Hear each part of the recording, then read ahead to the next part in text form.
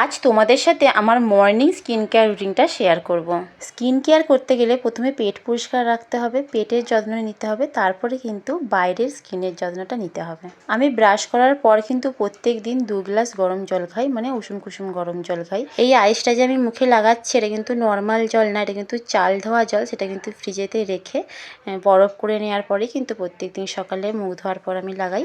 আর তারপর তো এক্সারসাইজ আছেই, এক্সারসাইজ ছাড়া তো আমার মনে হয় না যে ভিতর থেকে স্কিন গ্লো করবে বলে। আমি প্রায় প্রত্যেক দিন চেষ্টা করি অন্তত আধ ঘন্টা এক্সারসাইজ করার। আর যখন বেশি সময় থাকে তখন তো আমি 1 ঘন্টা পৌনে 1 ঘন্টা করে থাকি। দেখো এখন মুখেতে কোনো কিছুই ক্রিম লাগাইনি, তাও কিন্তু অনেকটাই স্কিন গ্লো করছে।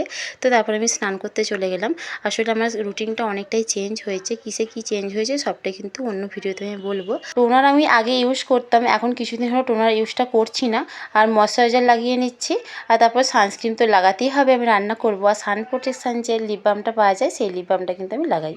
তবে শুধু পেটের যত্ন নিলে বা শুধু স্কিনের যত্ন নিলেই হবে না, পেটের যত্ন এবং স্কিনের যত্ন দুটো নিলেই কিন্তু তবে স্কিনটা সুন্দর হবে। আর সারাদিনে আমি প্রচুর পরিমাণে জল খাই। আর গরম পড়া থেকেই কিন্তু আমি ডিটক্স ওয়াটারটা খেতে শুরু করেছি। আর দই তো প্রতিদিন খাই।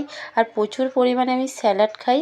আর প্রতিদিন চেষ্টা করি 2 রকমের ফল খাওয়ার। স্কিন ভালো রাখতে গেলে ঘুমটা কিন্তু খুব দরকার, সেই ঘুমটাই কিন্তু আমার হয় না।